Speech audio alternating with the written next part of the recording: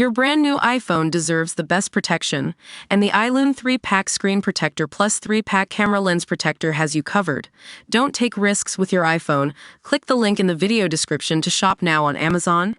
Good evening, I'm your host, Samantha, and welcome to Screen Sirens. Tonight, we're talking about a bombshell that's shaking the media world.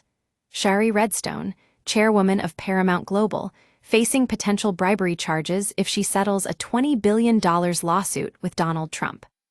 In recent weeks, pressure has been mounting on Redstone as 3 U.S. senators have suggested that settling this high-stakes lawsuit could be considered bribery.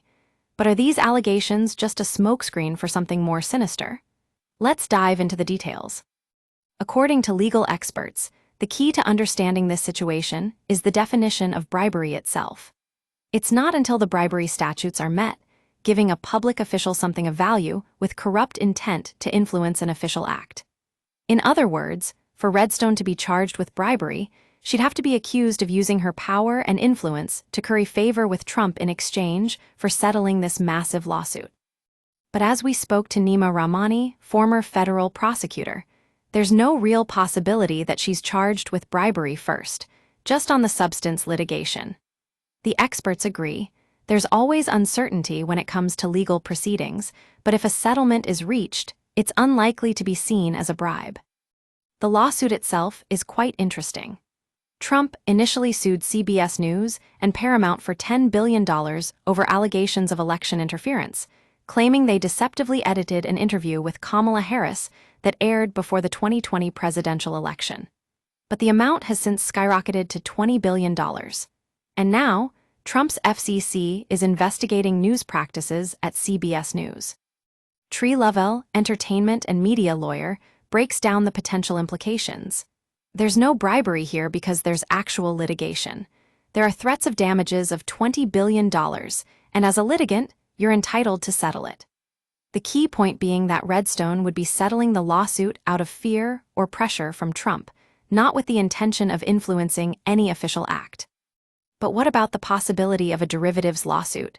That's when shareholders believe a company has done something illegal. And in this case, the Freedom of the Press Foundation and 3 Democratic senators, Bernie Sanders, Elizabeth Warren, and Ron Wyden, have taken aim at Redstone over settling the Trump suit. Dan O'Neill, veteran telecom attorney, points out that even if Redstone settles, she could still face other legal actions. This is just political posturing, he says.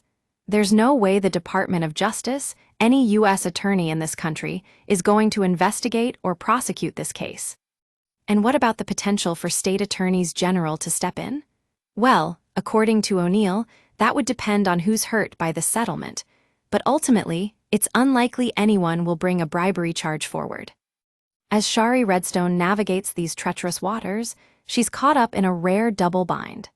Every decision she makes is under scrutiny, and each step could have implications for future actions between Trump and the media. And if she settles this lawsuit to appease Trump, it could set a dangerous precedent for media outlets being pressured into legal settlements. The situation remains fluid, but one thing's certain. Redstone's lawyers are currently in negotiations with Trump's team, but there's been no word on any settlement yet. Stay tuned for more updates on this story as it continues to unfold.